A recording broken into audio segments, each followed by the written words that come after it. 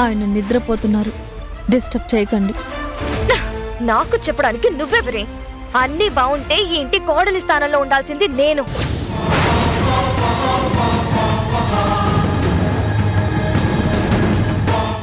అందర్నీ మోసం చేసి ఈ ఇంటి కోడలి స్థానంలో కూర్చున్నది నువ్వు. నువ్వు నాకు ఆర్డర్లు ఇస్తున్నావా? ఆర్డరే అనుకో, రిక్వెస్టే అనుకో, కానీ అతని భార్యగా అతన్ని డిస్టర్బ్ చెయ్యొద్దు అని చెప్పడం నా బాధ్యత. ఏంటి భార్య?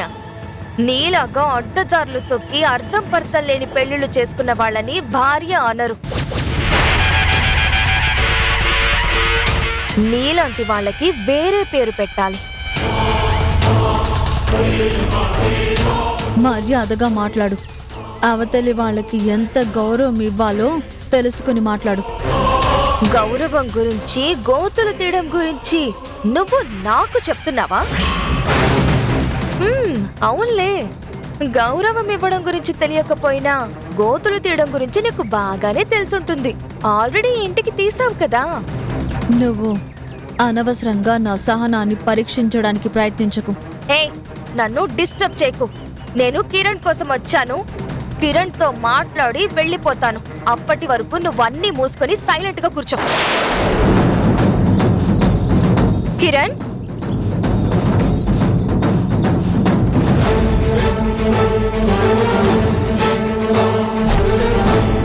Please leave. Kiran, Kiran, hi. నువ్వు ఇక్కడికి ఎందుకు వచ్చావు? ఏంటి కిరణ్, నేను నీ రూమ్ లోకి రాకూడదా? దూరం జరుగు, దూరం జరుగు, దూరం జరుగు. ఏమండి? ఏమండి? ఏమండి? నిన్ను ఎత్తుపోవడానికి వచ్చింది. ఏమండి? దూరం వెళ్ళు, నీకేం కాదు, నేనున్నాను నువ్వు కదా. నన్ను చాలా అవమానిస్తున్నావు. అసలు నీకేమైంది? ఎందుకు ఇలా బిహేవ్ చేస్తున్నావు? మాట్లాడకు, దూరం జరుగు. ఏమండి? షా, నువ్వు భయపడకు. ఇది గండు పిల్లి, నిన్ను ఎత్తుకుపోవడానికి వచ్చింది. ఏంటి? నేను గండు పిల్లినా? ఉషని ఎత్తుకెళ్ళడానికి వచ్చానా? అవును, నువ్వు నా ఉషాని ఎత్తుకుపోవడానికి వచ్చావు. అయితే మాత్రం నేను వదిలేస్తానా? నిన్నే ఇక్కడి నుంచి వెళ్ళగొట్టేస్తాను. వెళ్ళు, వెళ్ళు, పో ఇక్కడి నుంచి. ఏమైంది కిరణ్? వెళ్ళి ఇక్కడి నుంచి. నువ్వెంత ప్రయత్నించినా ఉషాన్ నా దగ్గర నుంచి తీసుకెళ్ళావు. పో ఇక్కడి నుంచి, పో. ఏమండి? ఏమండి? నాగు, నాగు. వెళ్ళవా, వెళ్ళవా? ఏయ్ కిరణ్, కిరణ్, వదులు, వదులు. ఏమండి? వద్దు. ఏమండి? ఏయ్ కిరణ్, పో. ఏమండి? వద్దు. నువ్వు నా మాట విను. వదిలేసేయండి. అది మంచిది కాదు. నన్ను వదిలేయ్. ఏమండి? ఏయ్ ఏమండి? నా నన్ను మాట వదిలేయ్. వినండి. నడు, ఏమండి? బయటికి నడు. వదలండి. కమాన్ కిరణ్మయ్యి, కిరణ్ను చూసుకోవడానికి మేమంతా ఉన్నాం కదా. వాడిని కంటికి రెప్పలా చూసుకునే బాధ్యత మాది. వాడి గురించి ఆలోచిస్తూ నువ్వింత మంచి అవకాశం వదులుకోవటం మాకిష్టం లేదు. అలా కాదండి, కిరణ్ నీ పరిస్థితిలో వదిలేసి వెళ్తే నేను కూడా అక్కడ మనస్ఫూర్తిగా పార్టిసిపేట్ చేయలేను. మనసంతా ఇక్కడే ఉంటుంది. చూడు, నువ్వు ఒక సాధారణ గృహిణివి కాదు, ఈ సిటీలోనే పెద్ద ఇండస్ట్రియలిస్ట్వి. పెద్ద పెద్ద ఈవెంట్స్లో మోటివేషన్ స్పీచెస్ ఇచ్చిందానివి. ఇన్ని క్వాలిఫికేషన్స్ ఉన్నాయి కాబట్టే నిన్ను డెలిగేట్గా ఇన్వైట్ చేశారు. ఇలాంటి అవకాశాలు మళ్ళీ మళ్ళీ రావు. వచ్చినప్పుడు వదులుకోకూడదు. మావయ్య, కిరణ్ కొంట్లో బాలేదు, నేను వెళ్ళను అని అత్తయ్య అంత గట్టిగా చెప్తుంటే వెళ్ళు వెళ్ళు అని ఆవిడ వెంట పడతారేంటి? అసలు ఆ సెమినార్ విలువ, ఆ సెమినార్కి వచ్చే మనుషుల విలువ నీకు తెలియదమ్మా. తెలుసుంటే నువ్వెలా మాట్లాడేదనేవి కాదు. అలాంటి వాటికి ఇన్విటేషన్ వచ్చాయంటే అది చాలా ప్రెస్టీజియస్ ఇష్యూ. అలాంటి అవకాశం వచ్చినప్పుడు వినియోగించుకుంటేనే బాగుంటుంది. మావయ్య గారు, మీరన్నది నాకు అర్థమైంది, కానీ కిరణ్ పరిస్థితి కూడా మనం ఆలోచించాలి కదా. వదినా, ఇది చాలా రేర్గా వచ్చే ఆపర్చునిటీ. అమ్మని డిస్కరేజ్ చేయకు. అమ్మా, నాన్న చెప్పింది నిజం. అంత పెద్ద ప్రోగ్రామ్కి ఇన్విటేషన్ రావటం అంటేనే గ్రేట్ అచీవ్మెంట్. నువ్వు అలాంటి అవకాశాన్ని వదులుకోవటం నాకు అస్సలు ఇష్టం లేదు. వెళ్ళొచ్చు కదమ్మా. అమ్మా, ఇక్కడ కిరణ్ని మేం చూసుకుంటాం. నువ్వు కిరణ్ గురించి ఆలోచించాల్సిన అవసరమే లేదు. నువ్వు ఆ ప్రోగ్రామ్కి వెళ్తే మన కంపెనీల మీద కూడా అందరి దృష్టి పడుతుంది. మార్కెట్లో మన వాల్యూ ఇంకొంచెం పెరుగుతుంది. ఆ యాంగిల్లో నువ్వెందుకు ఆలోచించడం లేదు? మా వరకైతే నువ్వు ఆ సెమినార్కి వెళ్ళటమే మంచిదనిపిస్తుంది. ఇంకొకసారి ఆలోచించు.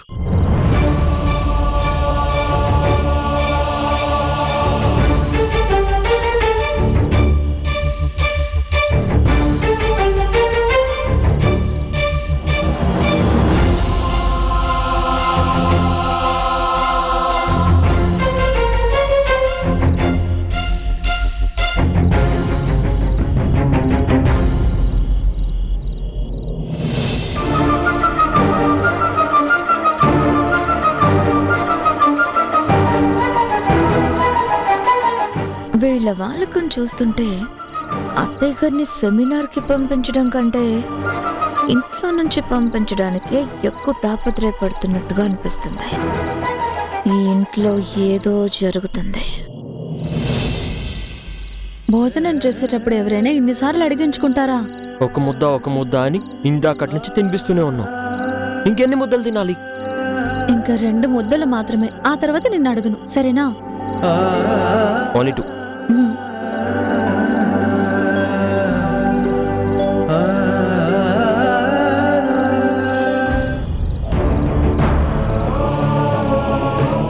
వన్ అయింది, ఇప్పుడు 2.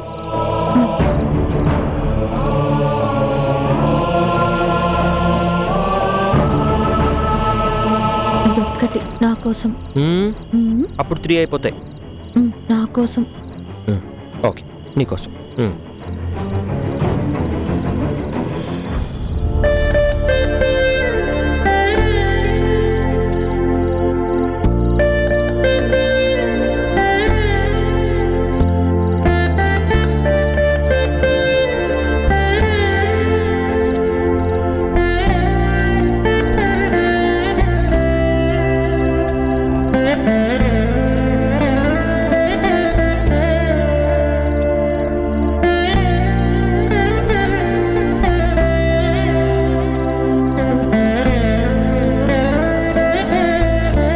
నీకు తెలుసా, సేమ్ మా అమ్మలాగే నాకు అన్నం తినిపించావు.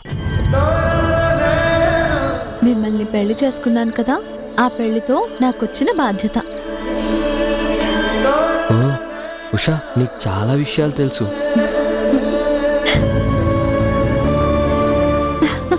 నువ్వు నవ్వితే బాగుంటావు. నువ్వెప్పుడు ఇలాగే నవ్వుతూ ఉండాలి. మీరెప్పుడు సంతోషంగా ఉండండి. మీరు సంతోషంగా ఉంటే నేను నవ్వుతూ ఉంటాను.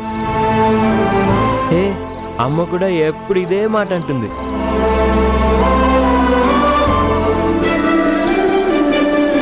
నువ్వు వచ్చు మా అమ్మలాగే మాట్లాడతావు. మా అమ్మలాగే ఎప్పుడు నేను సంతోషంగా ఉండాలి అని అనుకుంటావు.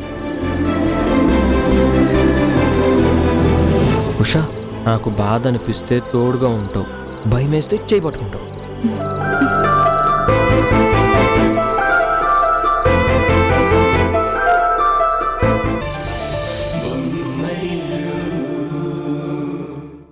నువ్వెప్పుడు వెళ్తున్నావు, మళ్ళీ ఎప్పుడు తిరిగి వస్తున్నావు? డేట్స్ తో సహా అన్నీ మేము గుర్తు పెట్టుకున్నామమ్మా. నువ్వు తొందరగా వెళ్ళిపోతే మేము చేయాల్సిన పని చూసుకుంటాం.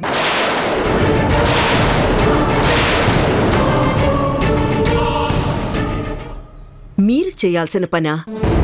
అంటే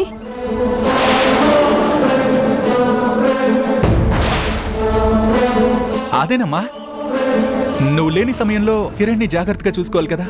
దాని గురించే రేణు మాట్లాడుతుంది. ఓ అవునా? హా, ఇక నేను బయలుదేరుతాను. కిరణ్ జాగ్రత్త. మేము చూసుకుంటాం, don't worry.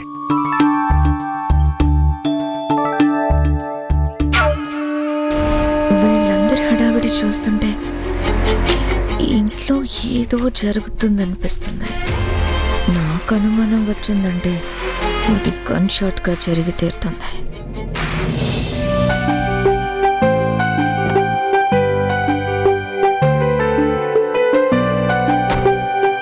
Bye. Bye bye. మా. Yes! Yes! Yes!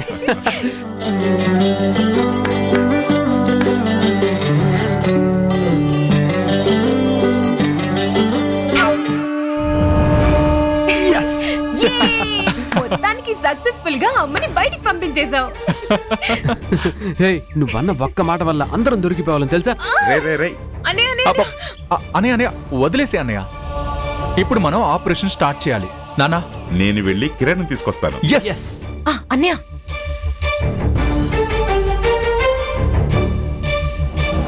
అత్తయ్య గారు ఉన్నంతసేపు అన్ని నాటకాలాడి వెళ్ళిపోగానే ఇంత డ్రామా స్టార్ట్ చేశారా?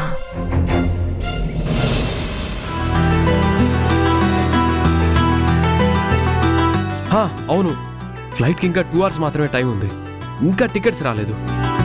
ఫ్లైట్ టికెట్స్ కూడా రెడీ బాబు గారు. వదినా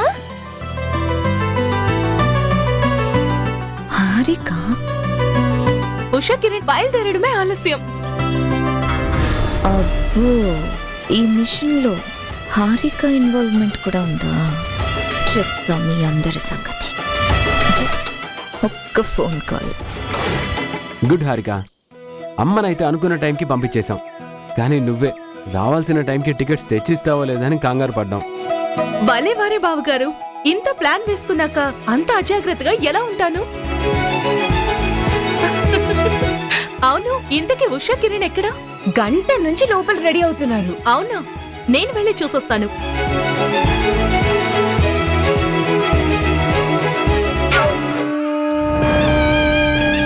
ఉరకలు వేసే వీళ్ళ ఉత్సాహం ఎంతసేపు ఉంటుందిరే?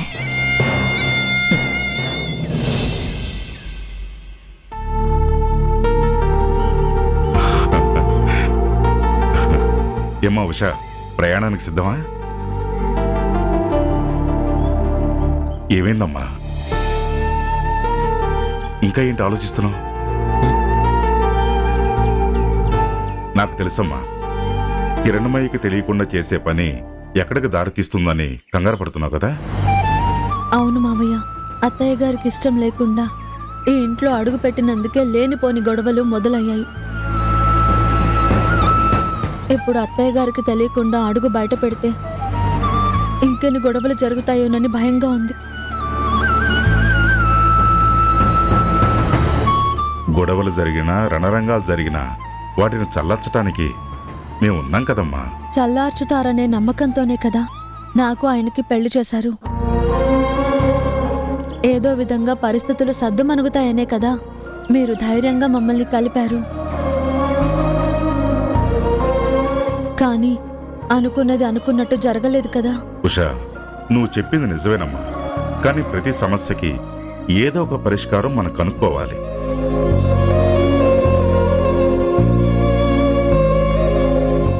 ఎవరో ఒక మనిషి వల్లనో ఏదో ఒక పరిస్థితి వల్లనో మనం ముందడుగు వేయకుండా ఆగిపోతే సమస్యకి పరిష్కారం ఎప్పటికీ దొరకదమ్మా. మేమందరం కాస్త ధైర్యం చేసి కిరణ్ సమస్యకి పరిష్కారాన్ని కనుగొంటున్నాం. నువ్వు కూడా దానికి సహకరిస్తావని అనుకుంటున్నాం. హలో మావయ్య. హాయ్ కిరణ్. హాయ్ ఉషా.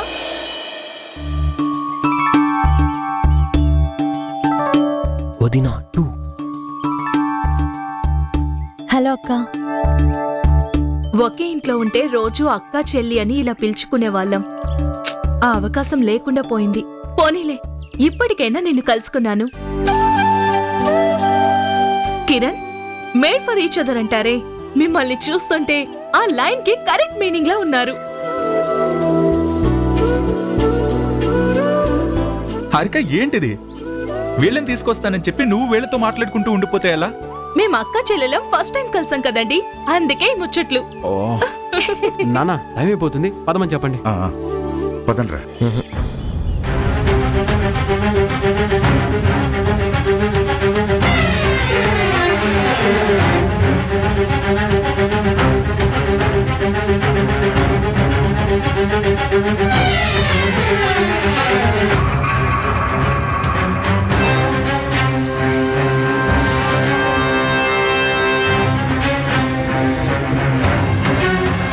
కిరణ్, ఏమైందిరా? అమ్మ అమ్మకి చెప్పకుండా వెళ్ళడం కరెక్ట్ కాదు డాడ్.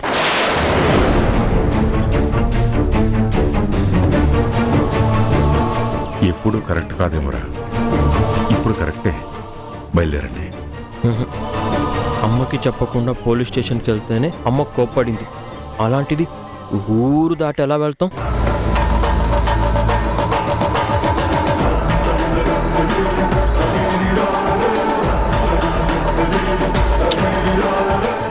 అరే కోప్పడ్డానికి కాదనడానికి అమ్మ ఇప్పుడు ఇంట్లో లేదు కదా.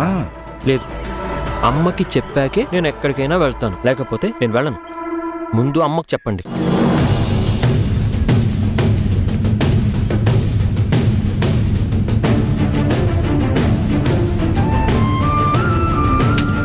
లాస్ట్ మూమెంట్ లో ఇలాంటి ట్విస్ట్ ఇస్తావేంట్రా? అరే నీకు దండం పెడతాను రా బాబు, పద. అమ్మేమీ అనుకోదు కానీ నువ్వు బయలుదేరి కిరణ్.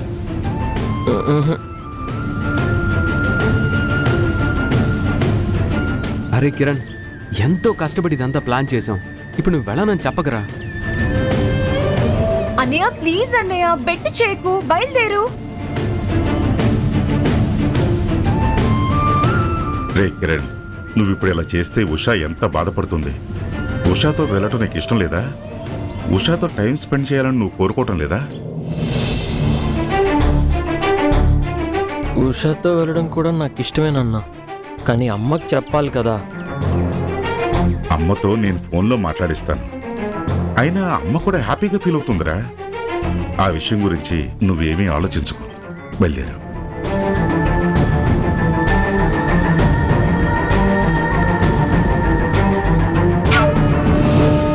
అమ్మకి చెప్పడం కాదు, అమ్మాయి ఓ 2 నిమిషాల్లో మీ ముందుకొస్తుంది. కిరణ్, నాన్ననే నేను చెప్తున్నానురా, నమ్మరా.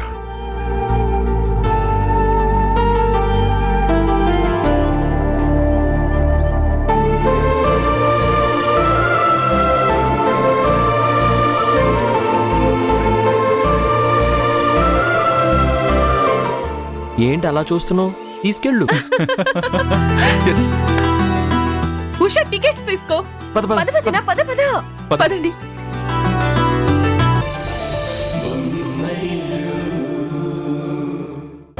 తరుణ్ నా మెళ్ళో తాళి కట్టిన క్షణమే నాకు ఇంట్లో అడుగు పెట్టే అర్హత వచ్చింది.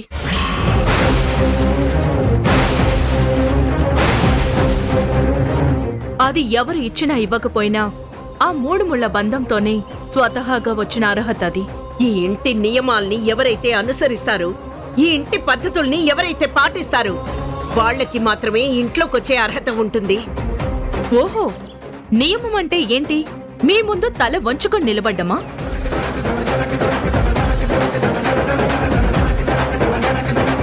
పద్ధతంటే ఏంటి? మీరు ఏం మాట్లాడినా దానికి గంగిరెద్దుల తల ఊపడమా? నేను ఈ తరం అమ్మాయిని, తప్పు లేకుండా తల వంచను. అందరి ముందు గంగిరెద్దుల తల ఊపుతూ సరే అని సర్దుకుపోలేను. ఎదుటి వాళ్ళ తప్పుంటే నిలదీస్తాను. నా తప్పు లేనప్పుడు నేనెప్పటికీ క్షమాపణ చెప్పను. నా దృష్టిలో తప్పు చేసిన వాళ్ళు నాకు క్షమాపణ చెప్పి తీరాలి. అలా క్షమాపణ చెప్పని వాళ్ళు ఈ ఇంటి గుమ్మం బయటే ఉండాలి.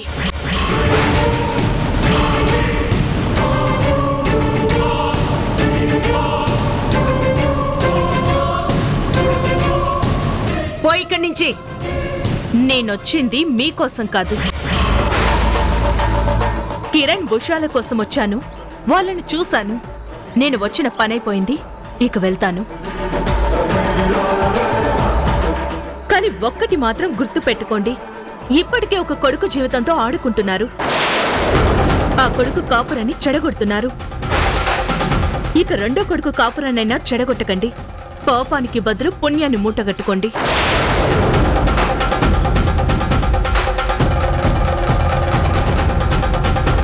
ఉషా, కిరణ్, వెళ్ళొస్తాను. బాయ్.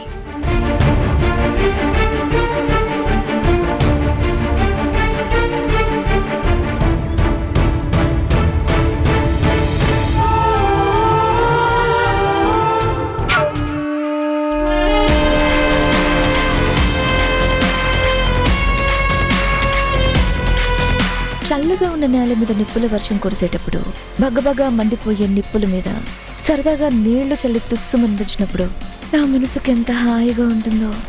కిరణ్మయి, పంతానికి పోయి ఇంట్లో అందరినీ బాధ పెట్టావు.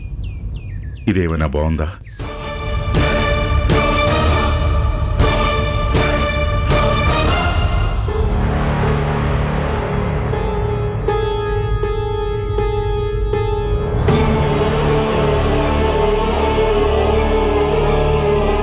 ఇప్పుడు మేము వెళ్ళడం లేదు కదా?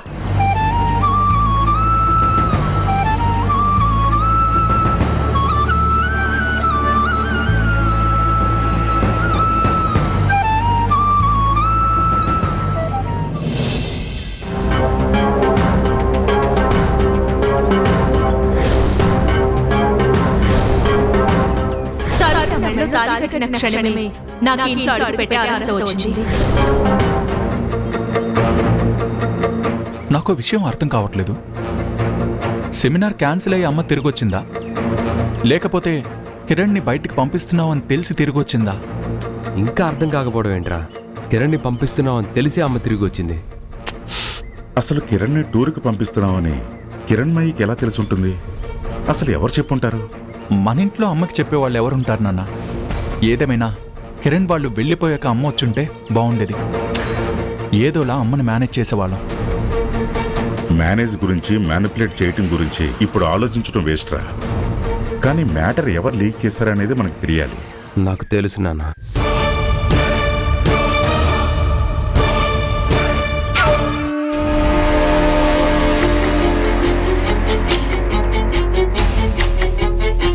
ఏంటత్తయ్య గారు అంత దీర్ఘంగా ఆలోచిస్తున్నారు? జరిగిన దాని గురించి బాధపడుతున్నారా? జరగబోయే దాన్ని నువ్వు ఆపినందుకు నిన్ను చూసి గర్వపడుతున్నాను.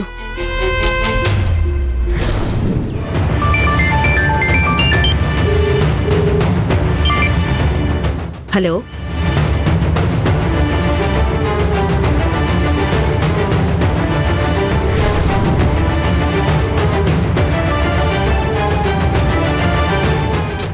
ఏంటత్తయ్య దేని గురించి మళ్ళీ ఆలోచిస్తున్నారు? సమయానికి నువ్వు ఫోన్ చేసి మరిన్ని సమస్యలు రాకుండా కాపాడావు మేఘన. అది నా బాధ్యత కదా అత్తయ్య గారు. పెద్ద కోడలనే పదవిలో ఉన్నాను, పెద్ద తరహాగా నడుచుకుంటున్నాను. అలాంటిది నా పెద్దరికాన్ని నేను నిలబెట్టుకోవాలి కదా. అందరూ మిమ్మల్ని మోసం చేస్తున్నప్పుడు నేను నోరు మూసుకునుంటే అప్పుడు నా పెద్దరికానికి విలువే ఉంటుంది? కిరణ్మయి గారు అనే కోడలి పదవికి నేను గౌరవం ఇచ్చేదేముంది? నీలాంటి కోడలుంటే ఏ అత్తైనా ఎంతో సంతోషిస్తుంది మేఘన. టైంకి నువ్వు ఫోన్ చేయకపోయుంటే నేను అట్నుంచటే సెమినార్కి వెళ్ళిపోయేదాన్ని. వీళ్ళిట్నుంచుటే కిరణ్ వాళ్ళని ఊటీకి పంపించేసేవాళ్ళు. వీళ్ళందరి మూర్ఖత్వానికి నా కొడుకు ఎన్ని ఇబ్బందులు పడేవాడో ఏమో. నీ వల్ల నా చిన్న కొడుకు అలాంటి సమస్యలు ఎదుర్కొనే అవసరం లేకుండా పోయింది. అయినా వీళ్ళంతా ఆ ఉషతో కిరణ్ని ఎలా పంపిస్తారు? ఆ అమ్మాయి సరిగ్గా చూసుకోకపోతే కిరణ్కేవైనా అయితే ఎవరు బాధ్యత వహిస్తారు? ఆ మాత్రం కూడా వీళ్ళెవ్వరూ ఆలోచించలేకపోయారు. ఆ ఉషతో కిరణ్ని పంపించడం వల్ల ఎన్ని అనర్థాలు జరుగుతాయో ఊహించలేకపోయారు. నిజంగా థ్యాంక్స్ మేఘన. నువ్వు ఆపింది కిరణ్ ప్రయాణాన్ని మాత్రమే కాదు, ఏవైనా జరుగుంటే పోబోయే నా ప్రాణాన్ని కూడా. అయ్యో అత్తయ్య గారు, ఎంత మాట అన్నారు? మీరు నాకు థ్యాంక్స్ చెప్పడం ఏంటి? నేను సమస్యల్ని తీర్చలేకపోయినా కనీసం సమస్యలు రాకుండా చూసుకోవాలి. తప్పులు జరగకుండా మన కుటుంబ సభ్యుల్ని నేను కాపాడుకోవాలి. కిరణ్మయి గారి కోడలిగా ఆ మాత్రం కూడా చేయకపోతే ఎలా అత్తయ్యా? నిజమైన కోడల్లా నడుచుకుంటున్నావు. నిన్ను చూస్తూ ఉంటే నాకు చాలా సంతోషంగా ఉంది మేఘన. నీకు తెలుసా ఎవరది? ఇంకెవరుంటారు నాన్న? అమ్మ దగ్గర మంచి అనిపించుకోవడానికి మార్కులు కొట్టేయడానికి ట్రై చేసేదెవరు? నా భార్య కదా. మేఘనే మ్యాటర్ లీక్ చేసి ఉంటుంది.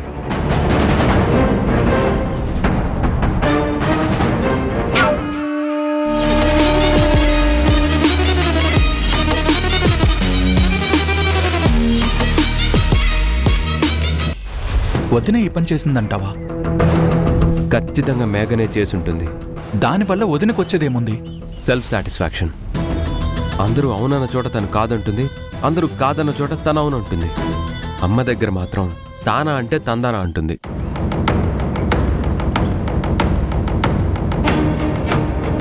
ఎందుకంటే మేఘనని చూసి అమ్మ మెచ్చుకోవాలి, మేఘన అమ్మ దగ్గర ఒక మంచి కోడలు అనిపించుకోవాలి. దానికోసమే ఇలాంటి అర్థం లేని పనులన్నీ చేస్తుంది. వదిన గురించి ముందే తెలిసాక ఈ మ్యాటర్ గురించి కొంచెం సీక్రెట్గా ఉంచాల్సింది కదా. అది పిచ్చి పనులన్నీ చేస్తుందని తెలుసు, కానీ మరింత పైత్యంతో కూడిన పనులు చేస్తుందని నేను అనుకోలేదు.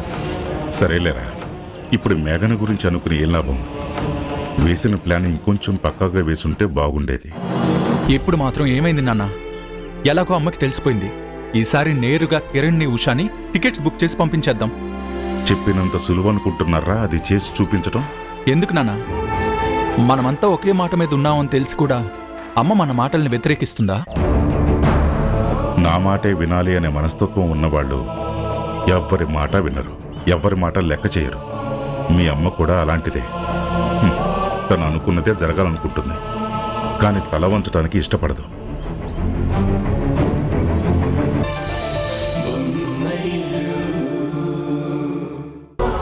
ఇప్పుడు భార్య వచ్చింది.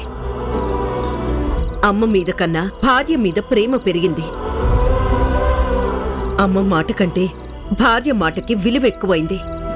అలాంటప్పుడు అమ్మ మాట వినాలని, అమ్మకొక మాట చెప్పి వెళ్ళాలని ఎలా అనిపిస్తుంది? నా పిల్లల గురించి, నా భర్త గురించి, ఈ ఇంట్లో జరుగుతున్న అన్ని విషయాల గురించి నాకన్నీ తెలుసని నేను అనుకుంటున్నాను. కానీ ఇప్పుడిప్పుడే అర్థం అవుతుంది, అందరి గురించి తెలుసు అని భ్రమలో ఉన్నానని. ఇంట్లో వాళ్ళందరికీ నేనొక శత్రువులా కనిపిస్తున్నాను అని.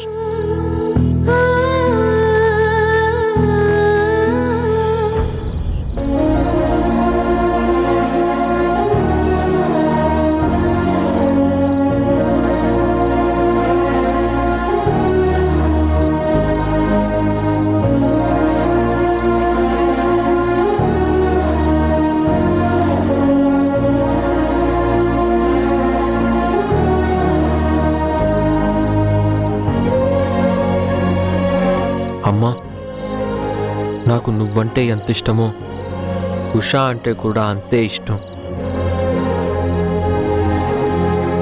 నాకు నీ ప్రేమ కావాలి, ఉషా ప్రేమ కూడా కావాలి. ఏది దొరక్కపోయినా ఏదో కోల్పోయినట్టుంటుంది. బహుశా నాకు సరిగ్గా చెప్పడానికి రావట్లేదేమో. నువ్వే అర్థం చేసుకో ప్లీజ్.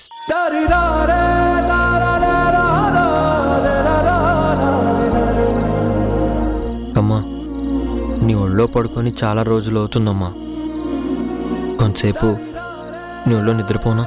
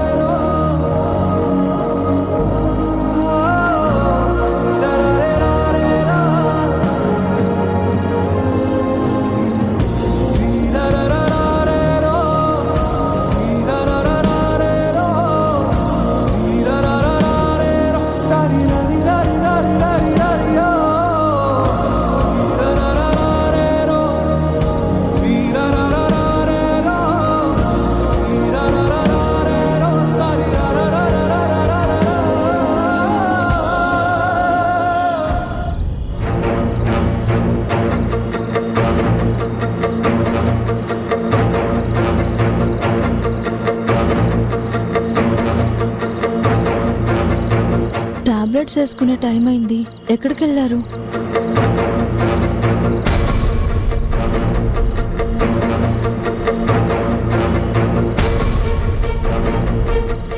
ఎక్కడికి వెళ్ళి ఉంటారు? హాయ్ వదినా. మీ అన్నయ్యని చూసావా? ఇప్పుడేంటి కొత్తగా చూసేది? 20 ఏళ్ల నుంచి చూస్తూనే ఉన్నాను కదా. రేణు, జోక్స్ ఆపు. మీ అన్నయ్య రూమ్లో లేరు. ఎక్కడైనా చూసావా? అలా అడుగు. ఇందాక అమ్మ గదిలోకి వెళ్ళడం చూశాను. అవునా? సరే అయితే గుడ్ నైట్.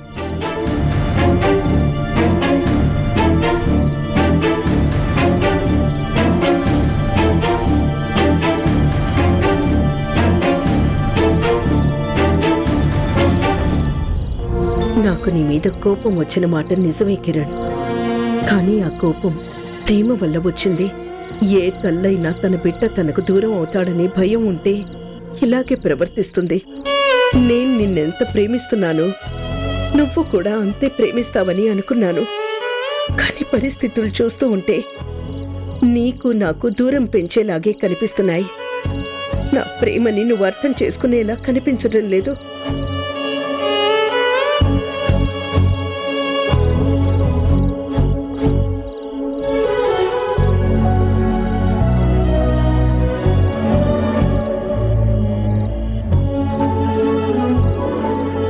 అత్తయ్య,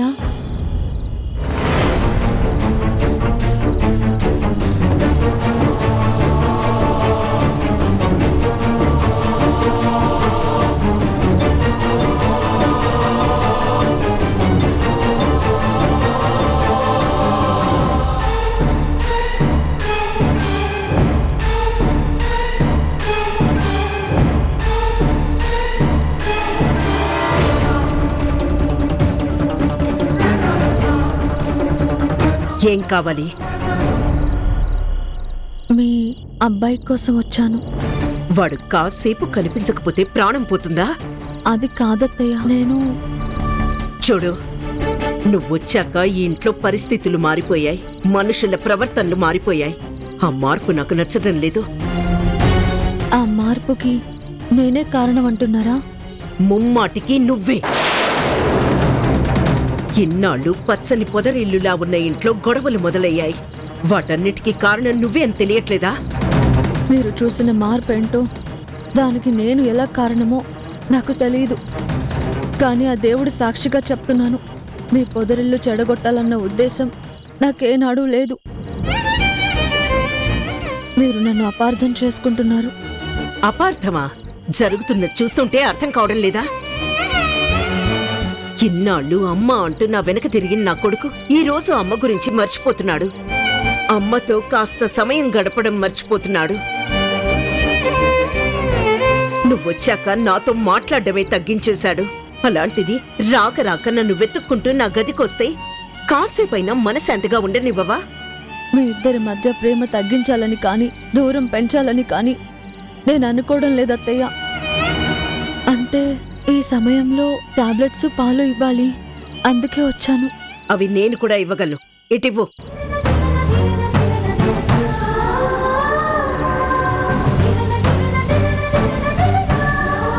ఇక నువ్వు వెళ్ళొచ్చు. ఇంకా ఏం ఆలోచిస్తున్నావు? వెళ్ళమంటున్నానా?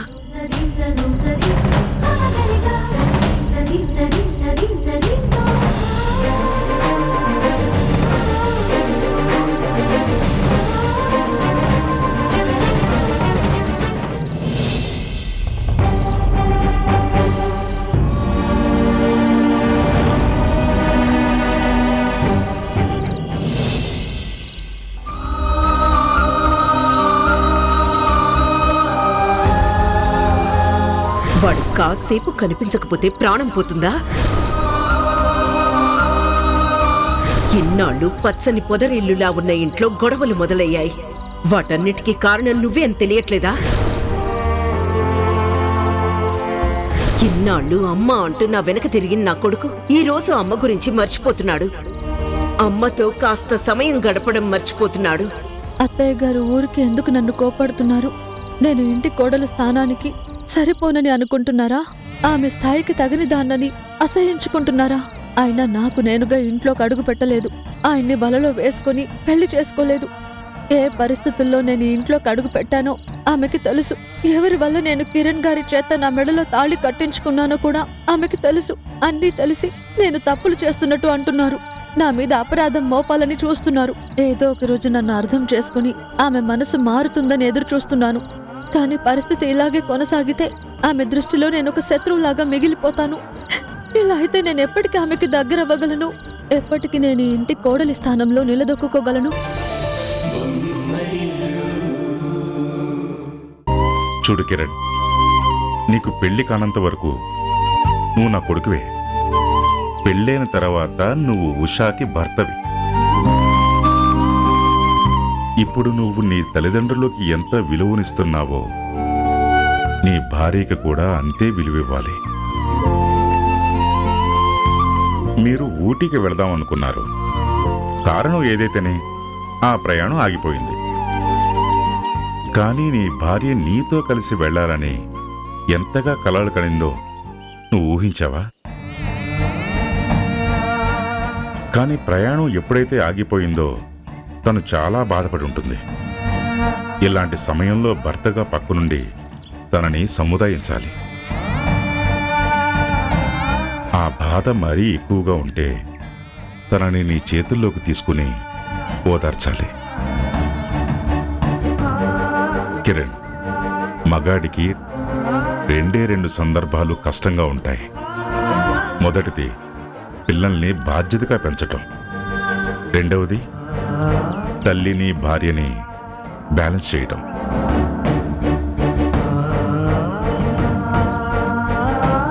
ఈ రెండు విషయాల్లో నా కొడుకు ఎప్పుడూ ఫెయిల్ అవ్వకూడదు. ఈ విషయాలన్నీ ఇంట్లో చెప్పడం కష్టం. అందుకే ఆఫీస్కి తీసుకొచ్చాను. నువ్వు డ్రైవర్తో కలిసి ఇంటికెళ్ళు. నేను ఈవినింగ్ కలుస్తాను. యాయా, ఆ విషయం గురించి నాకు ముందే తెలుసు. దానికి సంబంధించిన ఫైల్ ఆల్రెడీ మీకు పంపించాను. అదొకసారి చెక్ చేసి దాని గురించిన అప్డేట్ నాకు వెంటనే పంపించండి. నమస్కారం అమ్మా.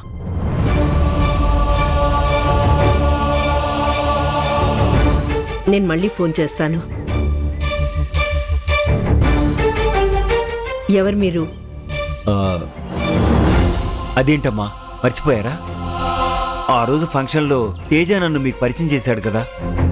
అనవసరమైన విషయాలన్నీ నేను అంతగా గుర్తుపెట్టుకోను. ఇంతకీ మీరెందుకు వచ్చారు?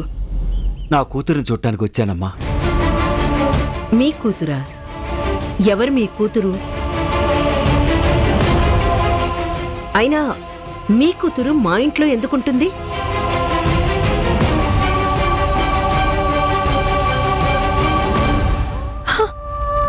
నాన్న, ఎలా ఉన్నారు? బాగానే ఉన్నానమ్మా. అమ్మ ఎలా ఉంది? అమ్మ బాగానే ఉందమ్మా. ఇంతకీ నువ్వెలా ఉన్నావు?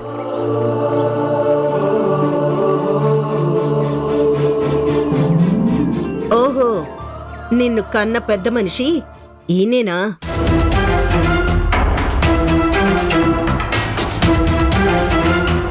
ఏం మనిషివయ్యా నువ్వు? డబ్బున్న స్నేహితుడు దొరికితే దయతో సాయం చేయమనాలి, అంతేగాని మాయ చేసి మోసం చేస్తావా? నేను మోసం చేశానా? మరి లేకపోతే ఏం చేశారు? మాయ మాటలు చెప్పి మీ కూతుర్ని నా కొడుక్కి అంటగట్టలేదా? అంటగట్టలేదా? అంటగట్టలేదా? అంటగట్టలేదా? అంటగట్టలేదా?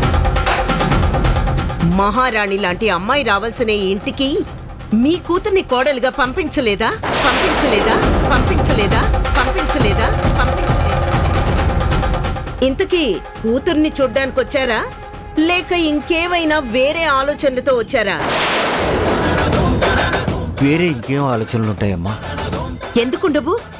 మీ కూతుర్ని నా ఇంటికి అంటగట్టారు, మీ కొడుకుని మా ఆఫీస్ కంటగట్టారు. సరిపోలేదా? ఇంకేం కావాలని? మీరు నన్ను తప్పుగా అర్థం చేసుకుంటున్నారు. నేను ఒకరి నుంచి ఆశించేవాడిని కాదు, ఒకరి మీద ఆధారపడేవాడిని కాదు. అల్లుడు గారికి బాగాలేదు అంటే చుట్టానికి వచ్చాను. అవును, నా కొడుక్కి బాలేదు. అరిష్టాలొచ్చి ఇంటి గడప మీద కూర్చుంటే ఏమవుతుంది? ఇదిగో ఇలానే అవుతుంది.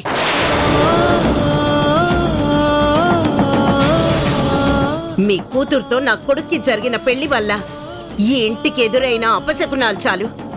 ఇప్పుడు మీరు కొత్తగా పలకరించడం వల్ల, పరామర్శించడం వల్ల గొప్పగా జరిగిపోయేది ఏమీ ఉండదు.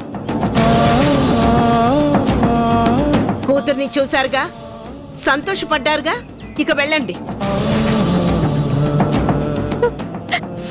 అత్తయ్య గారు, పెళ్ళయ్యాక మొదటిసారి మా నాన్న నన్ను చూడటానికి ఇంటికొచ్చారు.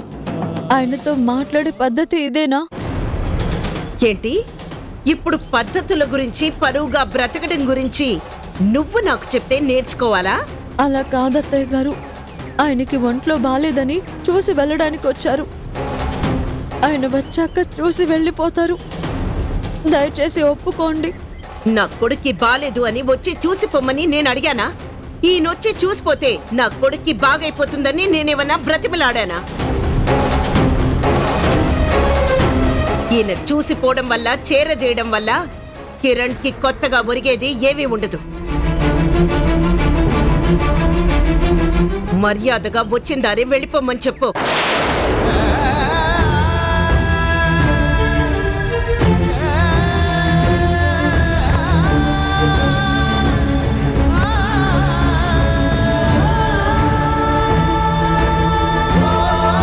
వస్తానమ్మా.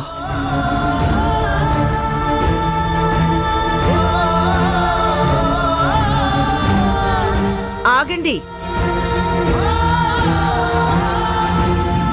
ఎలాగో వచ్చారు. వచ్చిన వాళ్ళు ఒక సాయం కూడా చేస్తారా?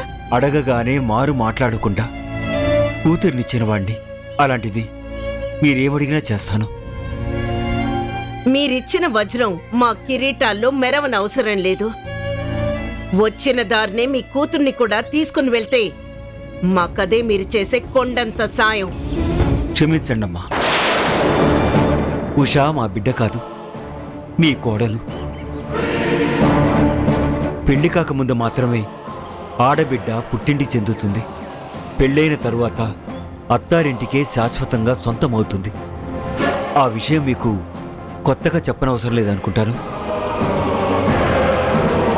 అయినా మీరు తీసుకెళ్ళమంటుంది నా కూతుర్ని కాదు, మన రెండిళ్ల పరువుని. ఆ పరువు ఈ ఇంట్లోనే పదిలంగా ఉండాలి. మీరడిగిన పని నేను చేయలేను. నన్ను క్షమించండి. మీరడిగింది నేను చేస్తే నా స్నేహితుడిని అవమానించినట్టవుతుంది. నా కూతుర్ని కోడలుగా పంపమని నా స్నేహితుడు అడిగాడు కాబట్టి పంపించాను. ఇప్పుడు వాడికి వ్యతిరేకంగా తీసుకెళ్ళమంటే తీసుకెళ్ళలేను. మన్నించండి అమ్మా. అడిగింది చెయ్యలేనప్పుడు ఇంకా అలాగే నిలబడ్డారే? వెళ్ళండి. వెళ్తారా లేక సెక్యూరిటీని పిలిపించమంటారా? మీకంత శ్రమ అవసరం లేదమ్మా. అవమానం అంటే ఏంటో తెలియనివ్వండి. ఇంత పెద్ద అవమానం జరిగాక కూడా భరిస్తూ ఇక్కడే నిలబడ్డం నాకు చేత కాదమ్మా. అమ్మా ఉషా, నువ్వు ఎలా ఉన్నావో చూద్దామని వచ్చాను. ఎలా ఉన్నావో అర్థమైపోయింది. బ్రతుకు భారంగా ఉండొచ్చు, భరించక తప్పదు.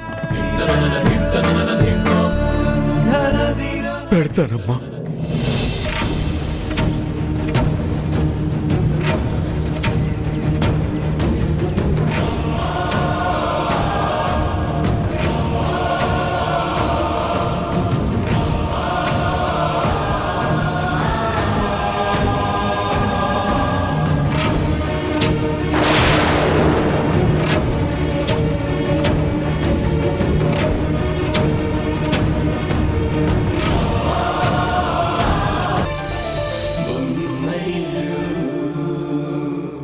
ఏమైంది మామయ్య గారు? ఇంటికి తండ్రి వస్తే ఉండమనే అంత అధికారం నా కూతురికి ఇంకా ఆ ఇంట్లో రాలేదనుకుంటా బాబు. నా కూతురు ఆ ఇంట్లో కోడల స్థానంలో ఉంది, కానీ కన్నవాళ్ళని ఆదరించేంత స్థాయి ఇంకా రాలేదని ఈరోజే నాకు అర్థమైంది బాబు. మా అమ్మ ఏమైనా ఉందా? నేను బయలుదేరుతాను. మామయ్య గారు, నాకు అర్థమవుతుంది. అమ్మ మిమ్మల్ని ఏదో అనే ఉంటుంది. అందుకే ఉషా మిమ్మల్ని ఉండమని అడగలేకపోయి ఉంటుంది. అంతే కదా? జరిగింది చెప్పుకోవడం వల్ల ప్రయోజనము లేదు, ఇంకేదో జరుగుతుందన్న ఆశ లేదు. నేను ఇంటికి తిరిగి వెళ్ళిపోవడం తప్ప వేరే దారి లేదు. అసలు ఏమైందో చెప్పండి మావయ్య గారు. నిన్ను కన్న పెద్ద మనిషి ఈయనేనా? మాయ మాటలు చెప్పి మీ కూతుర్ని నా కొడుక్కి అంటగట్టలేదా? ఇంతకీ కూతుర్ని చూడ్డానికి వచ్చారా, లేక ఇంకేమైనా వేరే ఆలోచనలతో వచ్చారా? మర్యాదగా వచ్చిందారే వెళ్ళిపోమని చెప్పు. మా అమ్మ తరపున నన్ను క్షమించండి మావయ్య గారు. అమ్మ బేసిక్గా అంత చెడ్డది కాదు, మంచిదే. కాకపోతే తనకి వ్యతిరేకంగా కిరణ్ పెళ్లి జరిగిందని, ఆ పెళ్లికి బహుశా మీరు రీజన్ అయి ఉంటారని అపోహపడుండొచ్చు. తప్పు చేసిన వాళ్ళని దండించడం, ఉప్పు చేసిన వాళ్ళని ప్రశంసించడం ఒక స్కూల్ టీచర్గా నాకు అలవాటే బాబు. కానీ నా సర్వీసులో ఎప్పుడూ తప్పు చేయని వాళ్ళని నేను దండించలేదు. ఎందుకంటే తప్పు చేయకుండా దండిస్తే వాళ్ళెంత బాధపడతారో నాకు తెలుసు. అందుకే వాళ్ళకు ఆ బాధ నేను ఎప్పుడూ ఇవ్వదలుచుకోలేదు. అనుమానం ఉంటే తెలుసుకునేవాడినే తప్ప ఆ అనుమానంతో వాళ్ళనెప్పుడు శిక్షించలేదు. అలాంటి నాకు ఏ తప్పు చేయకుండా ఇంత శిక్ష ఎందుకు అనుభవించాల్సి వస్తుందో, ఏ నేరం చేయకుండా ఇన్ని నిందలు ఎందుకు మోయాల్సి వస్తుందో నాకు అర్థం కావట్లేదు. మీ మాటల్ని బట్టే అర్థమవుతుంది మా అమ్మ మాటలకి మీరెంత నొచ్చుకున్నారు. అమ్మ చేసిన దానికి నేను సారీ చెప్తున్నాను. ప్లీజ్ పదండి, ఇంటికెళ్దాం. వద్దు బాబు, ఒక్కసారి ఎదురైన అవమానమే తట్టుకోవడం చాలా కష్టంగా ఉంది. మరోసారి ఆ అవమానాన్ని నేను ఎదుర్కోలేను. ఎదుర్కొన్నా నా గుండెల్లో మోస్తూ తిరగలేను. అలా అనకండి మావయ్య గారు. అమ్మ ఏమీ అనకుండా నేను చూసుకుంటాను. ఆమె అనకుండా ఆపే పరిస్థితి మీ చేతిలో ఉంటే ఈ రోజు ఆమె ముందు తలదించుకునే పరిస్థితి వచ్చిండేదే కాదు. మీరంతా అక్కడ పరిస్థితులను చక్కబెట్టేంత సామర్థ్యంలోనే ఉండుంటే ఈ రోజు నా కూతురు నా కళ్ళ ముందు కన్నీళ్లు పెట్టుకునేదే కాదు. నా స్నేహితుడికిచ్చిన మాట కోసం నా కూతుర్ని ఆ ఇంటి కోడలుగా పంపించాను. నేను చేసింది తప్పో ఒప్పో నాకు తెలీదు, కానీ దాని ఫలితంగా నా కూతురు సంతోషంగా ఉంటే బాగుండేది. కానీ ఆ సంతోషానికి దూరంగా నా కూతురు బతుకుతుంది. ఆ సంతోషం అతి త్వరలో నా కూతురు సమీపంలోకి రావాలని కోరుకోవడం తప్ప ఇంకేమీ చేయలేను. దాని బతుకు బాగుండాలి అని ఆ భగవంతుడిని కోరుకోవడం తప్ప నాకు మరో దారి కూడా లేదు. నేను వెళ్తాను బాబు.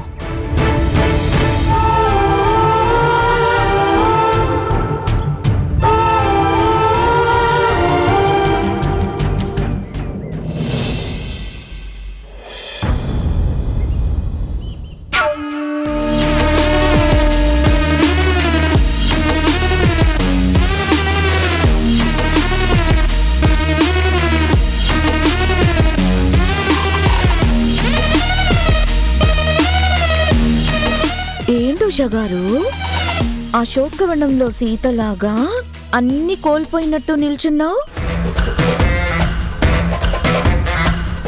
నీకు ఈ ఇంట్లో ఉన్న స్థాయిని తాహతుని అత్తయ్య గారు బానే గుర్తు చేసినట్టున్నారు.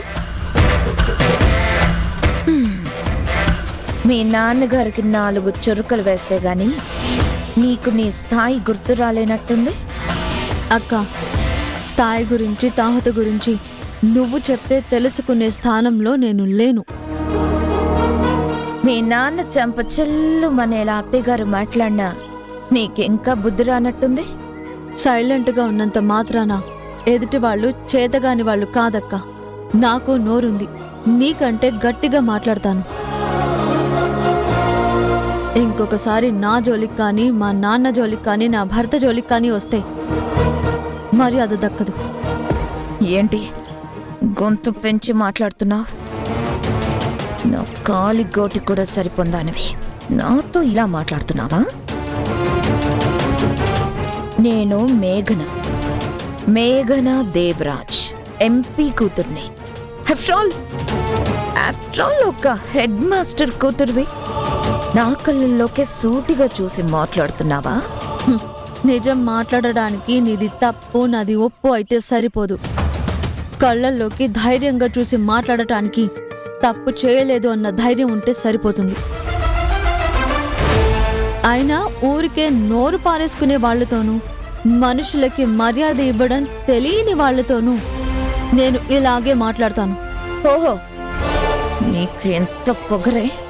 అసలు నాతో నువ్వు ఏ విషయంలో సరితూగగలవని ఇలా మాట్లాడుతున్నావు? నీకు ఎంత స్థాయి ఉందని నన్ను ఎదిరించి మాట్లాడుతున్నావు? స్థాయి అనేది ఉండే బంగళాలతోనూ తిరిగే కార్లతోనూ కొలుస్తున్నావు కదక్క. అందుకే నీకు స్థాయికి అర్థం తెలియదనుకుంటాను. మీలాంటి వాళ్ళకి దాని గురించి చెప్పినా అర్థం కాదనుకుంటాను. ఎందుకంటే మీ కళ్ళకి ఎప్పుడూ పచ్చ నోట్లు పసిడి మేడలే కనిపిస్తాయి, కానీ మంచి మనుషులు మంచి వ్యక్తిత్వాలు కనిపించవు. ఉషా, నువ్వు నా కోపాన్ని రెచ్చగొడుతున్నావు, నా ఆహాన్ని ఛాలెంజ్ చేస్తున్నావు. ముందు ఆ ఆహాన్ని అహంకారాన్ని తీసేసి సమాధి చేయక్క. అప్పుడు నీలో ఉన్న మానవత్వం బయటికొస్తుంది. డబ్బుందనే అహంకారం, పొలిటీషియన్ కూతురనే గర్వం నిన్ను మనిషిగా బతకనివ్వడం లేదు. అంటే ఏంటి? ఒక మనిషిగా బ్రతకడం నువ్వు నాకు నేర్పిస్తున్నావా? అది నేర్పించడానికి ప్రత్యేకమైన పాఠాలేమీ అవసరం లేదక్క. ముందు ఆ గర్వాన్ని వదులుకో చాలు. నీలాంటి వాళ్ళు గర్వం అనే రెక్కల్ని కట్టుకుని ఆకాశంలో ఎగురుతూ ఉంటారు. కానీ ఏదో ఒక రోజు మీ భుజాల నుంచి ఆ రెక్కలు విరిగి పడటం జరుగుతుంది. ఎగిరిన చోటు నుండే అమాంతం నేల కూలడం మొదలవుతుంది. ఆ క్షణం మీకు అర్థమవుతుంది జీవితం అంటే ఏంటో, బంధాలను ఎలా కలుపుకోవాలో, ప్రేమలను ఎలా పంచుకోవాలో. ఏదో ఒక రోజు నీ అహంకారానికి అడ్డుగోడ పడుతుంది. అప్పటి వరకు నా జోలికి గాని, నా తండ్రి జోలికి గాని, నా భర్త జోలికి గాని వచ్చావంటే నీకు మర్యాద దక్కదు.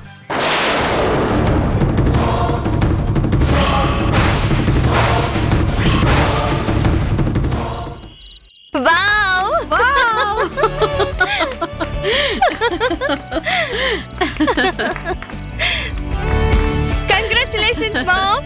కంగ్రాచులేషన్స్ స్వర్ణ.